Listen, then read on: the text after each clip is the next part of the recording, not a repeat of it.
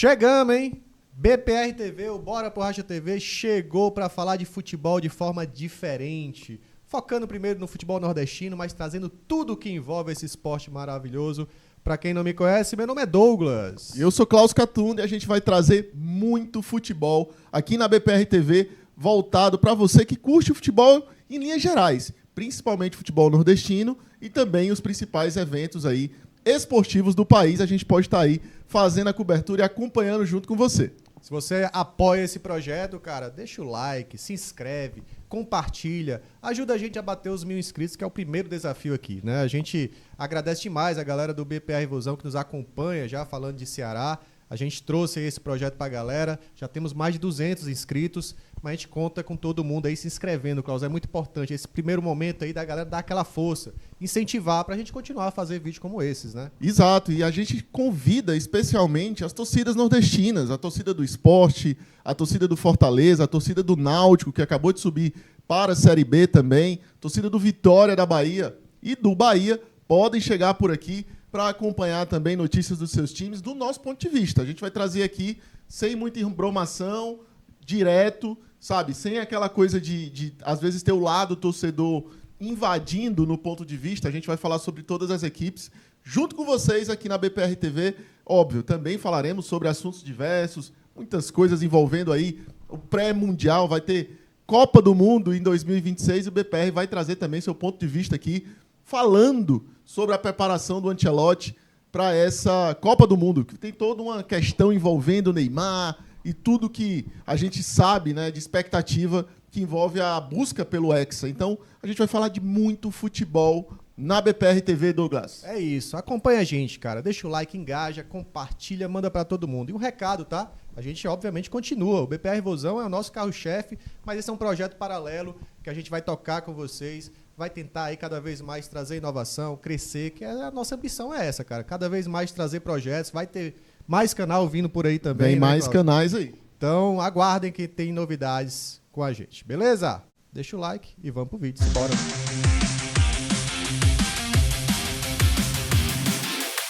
Simbora, vamos pro vídeo e vamos falar, começando sobre Ceará Sporting Clube, né? O Ceará que já tem aí o seu novo treinador após o rebaixamento repentino. Eu acho que o contexto do rebaixamento do Ceará é de um choque, né? Eu acho que foi um choque para todos, para quem analisa o futebol, para a diretoria e também para o torcedor. Então, o Ceará, ele decidiu algumas coisas também rapidamente, apesar do choque, mas que outras precisam ser resolvidas do nosso ponto de vista. Mas a primeira decisão foi a não permanência de Léo Condé como seu treinador. Então, chegou-se ao nome do Moza, que foi campeão ano passado, aliás, esse ano, né, pelo Curitiba na Série B. Pensando em 2026, mas porque Exato. nem chegou ainda 2026, né? Foi esse ano que a gente caiu, foi esse ano que o Moza foi campeão. É tudo tão traumático para o torcedor do Ceará, e vocês sabem que a gente é identificado como torcedores do Ceará, que a gente está também analisando todos os cenários do que aconteceu para entender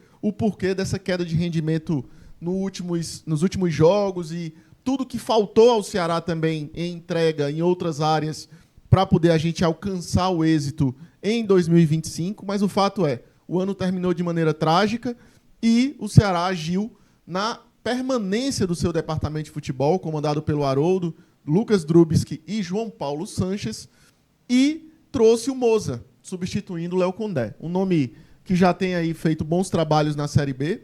Acho que é um dos nomes de maior destaque na competição. Foi vice-campeão em 2024 e em 2025 foi o campeão pelo Curitiba. Tem feito trabalhos cada vez mais sólidos e o Ceará foi nessa questão pragmática dos nomes que rondam ali as principais prateleiras, os principais nomes da prateleira de Série B. O Ceará foi num nome, digamos assim, um tiro certo, Douglas. Sim, e é o que os times nordestinos estão fazendo, né? A gente vai já falar também sobre o Sport Fortaleza, que são as 3 equipes que caíram do Nordeste, mas o Moza é aquela escolha pragmática e escolha, assim, talvez mais óbvia, porque é o atual campeão da Série B. Inclusive, o Ceará fez isso quando trouxe Condé, né? Trouxe, naquela época, o atual campeão também da Série B, quando o Condé vem em 2024.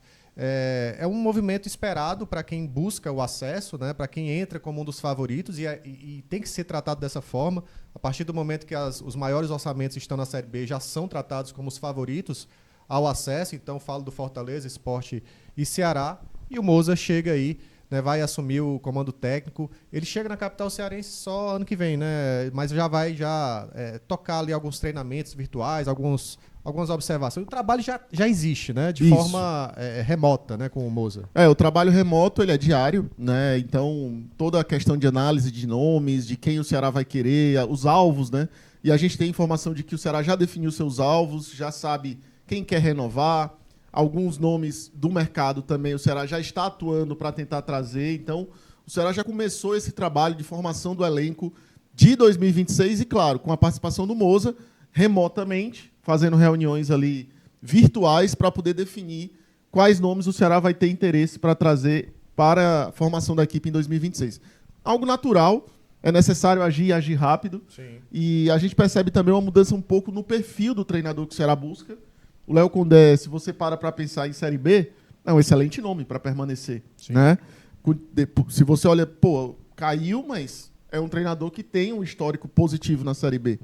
Mas eu acho que o Ceará buscou também uma mudança no perfil do treinador. Verdade. Porque algumas coisas de médio prazo a longo do Condé começaram a fazer falta.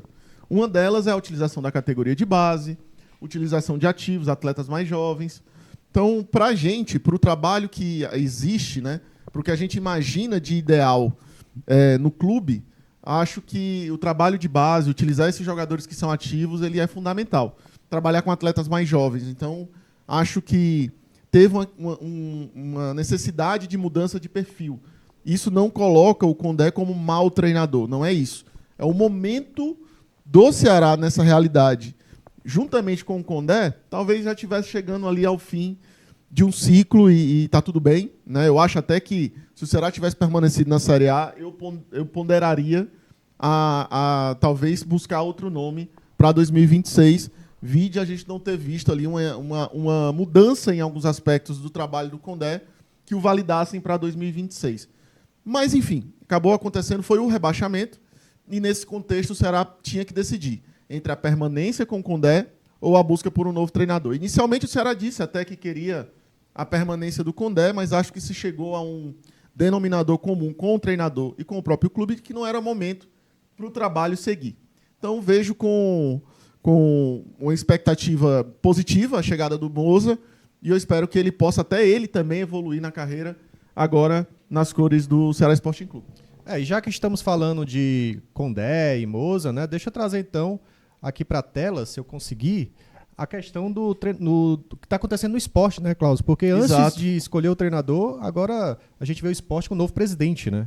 O esporte passou por um rebaixamento extremamente doloroso, mas um rebaixamento eu não diria que era previsível, porque eu acho que ninguém começa a temporada já cravando quem sobe ou desce. Sim. Né?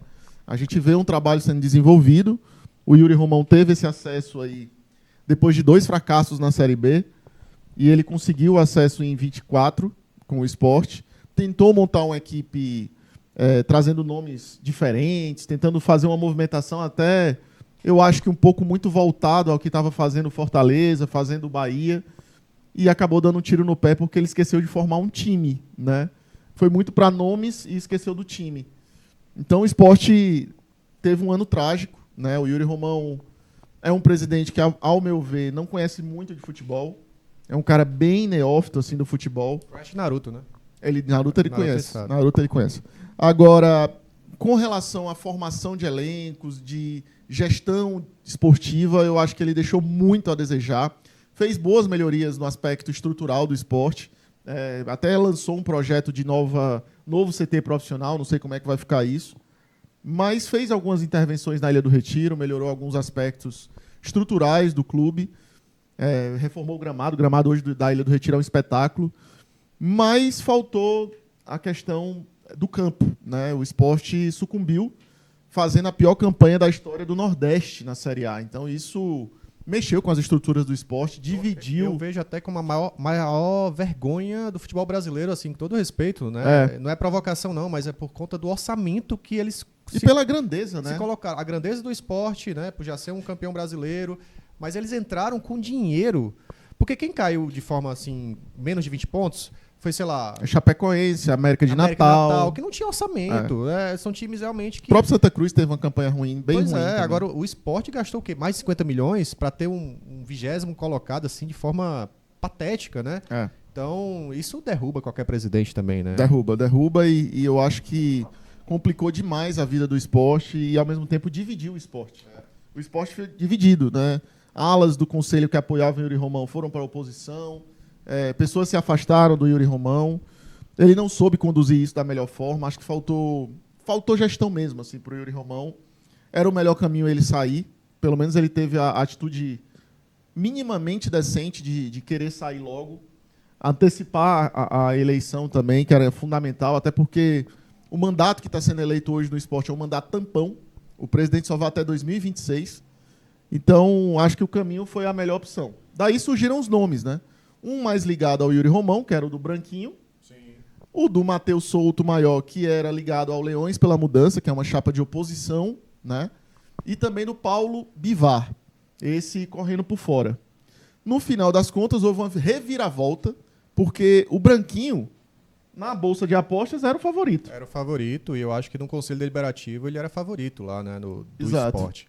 Agora lá tem uma participação também do voto da torcida organizada, que aí teve um peso enorme para a virada, né, do Souto, né, que é o novo presidente. Então, havia ali até na contagem, eles estavam contando urna por urna, e até bem mais organizado, né? A gente viu uma organização... Uma organização muito bacana, inclusive que eu não vi no Ceará jamais, assim. Em termos de organização da eleição do esporte, foi bem mais interessante se acompanhar do que a do Ceará, que é bem caótica, no papel, um negócio bizarro. O Ceará precisa melhorar isso. Com certeza. Então, houve todo um processo aí. E aí foram a primeira urna, a segunda urna, a terceira urna, acho que até a oitava urna estava dando o Branquinho, né? Aí na nona deu um empate e depois virou. Pois é. Então, vitória dele que é de oposição, né? Vem com novas ideias diferentes aí. E derruba essa gestão mais ligada a Yuri Romão, né? Isso, uma gestão tanto quanto ultrapassada, muito ligada a dirigentes que não recebem. E o Matheus ele vem com a mentalidade de uma gestão técnica mais profissional, que é o que o futebol pede, né? Então, o Souto vai ter um desafio enorme de fazer essa mudança no esporte, e é o projeto dele, né? Do Leões pela Mudança. Acho que se ele conseguir fazer isso, o esporte tende a ter dias melhores, sem dúvida alguma, porque, pelo menos pelo que a gente viu no plano de gestão dele, está tudo muito coerente no que ele quer fazer na Ilha do Retiro, não está fazendo nenhuma aventura, nenhuma loucura, quer fazer algumas melhorias na Ilha do Retiro, quer uma gestão profissional no futebol, quer uma gestão organizada no clube como um todo. Então, desejamos aí toda sorte ao Matheus Souto Maior, novo presidente do esporte, e que já tem nomes apalavrados, Douglas. Eu ia até falar sobre isso, mas tem essa imagem que é curiosa, né? Ele nos braços do torcedor do esporte aí, junto com a maior torcida organizada. A gente estava até conversando aqui no off, que é um pouco exagerado, né? Também calma, já tá nos braços do povo. Já tá. Mas eu acho que é um momento de angústia. É uma imagem messiânica, assim, salvador da pátria e tal. Normalmente futebol não gosta desses... Dessas fotografias, né? Às vezes dá ruim, né, essas fotografias, mas pode ser que dê bom, né, também, enfim. É um movimento, talvez, como você estava falando agora, né, de alívio, né, de mudança, de esperança pro torcedor do esporte, né.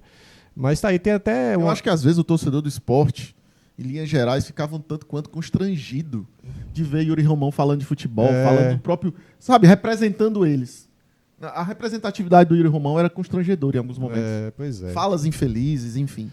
Tá aí, ele até na matéria fala que a cerimônia de posse da nova diretoria executiva é nessa sexta-feira, dia 19 de dezembro, né? Então tá aí. Já para essa semana ainda, eles já querem fazer a posse aí do Matheus Souto Maior para acelerar o processo de contratação, quem vai ficar do elenco, quem vai sair, enfim. É o início de trabalho aí do Matheus Souto Maior lá no Leão da Ilha. Pois é, eu estava procurando aqui, inclusive a gente tinha separado, não é agora não, mas eu tinha separado justamente a imagem, cara, do novo treinador provável, né? Antes dele ser eleito, A promessa era de buscar Léo Condé. Léo Condé. Inclusive, Lucas Drubs, que também é executivo do Ceará, foi procurado. Foi procurado por ele, né? Mas o Drubs... O Lucas que já tem um acesso pelo esporte, Sim. né? Já fez um trabalho muito bom lá também. Mas o Ceará acabou renovando com o Lucas Drubs, que agora Léo Condé tá na mira, Douglas. Léo Condé é uma das buscas aí do Souto Maior de resolver logo, né? Tá aqui, a matéria do Nordeste 45, ó, ele traz agora Condé e que é o Júlio Rondinelli, né? Isso. Executivo de futebol que esteve no Juventude, então são os dois favoritos aí pro departamento, para esse início, né, de planejamento do futebol do esporte, né? O Júlio fez um trabalho muito sólido também lá no Juventude, organizou o Juventude, fez equipes competitivas dentro de uma realidade orçamentária menor, né? É bom lembrar que o Juventude também tinha uma das menores folhas da Série A em 2025. Então, o trabalho do Júlio é um bom trabalho. Acho que ciclos acabam se encerrando. Eu até falei sobre a possibilidade do Lucas sair do Ceará por conta disso, por conta dos resultados. O futebol é assim. Mas é um bom profissional, sim, o Júlio Rondinelli. Eu acho que o esporte está indo com muita coerência na formação aí da sua nova comissão técnica e da sua nova gestão de futebol. Então, e como a gente estava falando sobre treinador, né? São escolhas óbvias para a Série B. O Moza, atual campeão. Condé, campeão de 2023 e também tem um acesso em 2024, né? Foi campeão pelo Vitória. E outro treinador também que vai, né, sendo contratado, já foi contratado inclusive, foi o Carpini, né? E aí a gente fala sobre o Fortaleza que cai e aparentemente cai com maior orçamento para o ano que vem, né? O Fortaleza vai cair com um orçamento maior. A gente ainda tem muitas questões para entender como é que vai ser a montagem de elenco, o perfil de montagem de time do Fortaleza. Mas é um time que cai com um respaldo maior, por ter passado mais tempo na Série A, 7 anos. Então, tudo isso pesa para que você imagine o Fortaleza com um orçamento melhor do que Sport e Ceará, né? Então, a primeira providência foi a chegada do Carpini. É um treinador também dessa prateleira Moza, Léo Condé, que já fez trabalhos até mais na Série A do que esses outros dois, porque ele já passou pelo São Paulo também. Sim. Moza passou pelo Cruzeiro, mas foi na Série B. Agora, o Fortaleza ele vem dessa baixa, né, de uma onda de expectativa no início de 25 para um desastre no final em 25. Né? O começo era uma expectativa de maior contratação da história. Para quem não é daqui, se falava em maior contratação da história com Paul Fernandes, depois foi Davi Luiz, e foi um desastre. Né? A temporada do Fortaleza foi muito ruim, em termos de formação de elenco, formou um elenco envelhecido, muitos caras há muito tempo no clube, junto com caras mais experientes que chegam querendo liderar esses caras de muito tempo no clube. Deu um conflito, né, aparentemente, e não deu liga. Né? Às vezes não é nem a briga, é a liga. Não deu liga. E o Fortaleza precisou reformular seu elenco.